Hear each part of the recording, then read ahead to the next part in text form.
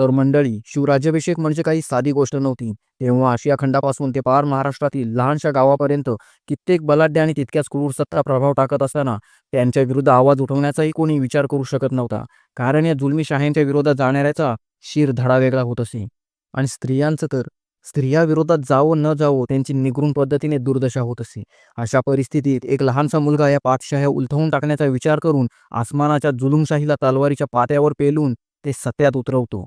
त्यासाठी कित्येक स्वामिनिष्ठ मावळे आपल्या आयुष्याचं बलिदान देतात, कित्येक घर ओस पडतात आणि हे सर्व त्याग मिळून जो एक तख्त अस्तित्वात येतो, जबाबदारीचं मनभर ओझं असलेलं रयतेसाठी सुवर्ण दिवस म्हणजेच शिवराज्याभिषेक.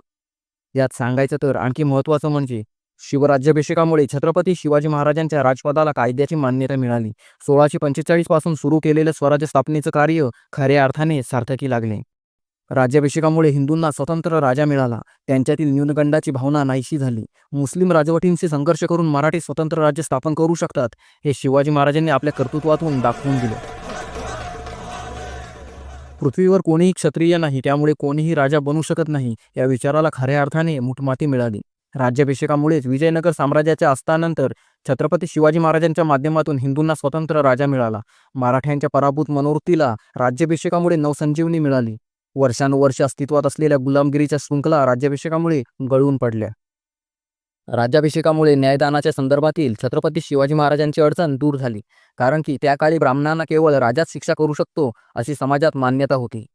राज्याभिषेकामुळे ब्राह्मण गुन्हेगारांना शिक्षा करण्याचा अधिकार छत्रपती शिवाजी महाराजांना मिळाला. आणखी सांगायचं झालं तर छत्रपती शिवाजी महाराजांनी संस्कृत व मराठी भाषेचा सर्वत्र वापर करण्यावर भर दिला व त्यामुळे फारसी भाषेचे महत्त्व कमी झाले.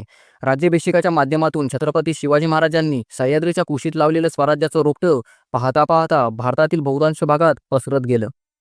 शिवराज्याभिषेकाचे महत्त्व स्पष्ट करताना वासे बेंद्रे म्हणतात, शिवाजी महाराजांच्या या संघटनात्मक कार्यामुळे महाराष्ट्रात राजकीय, सामाजिक व परमार्थिक संस्कृतीची मूल्ये खोलवर रुजली गेली.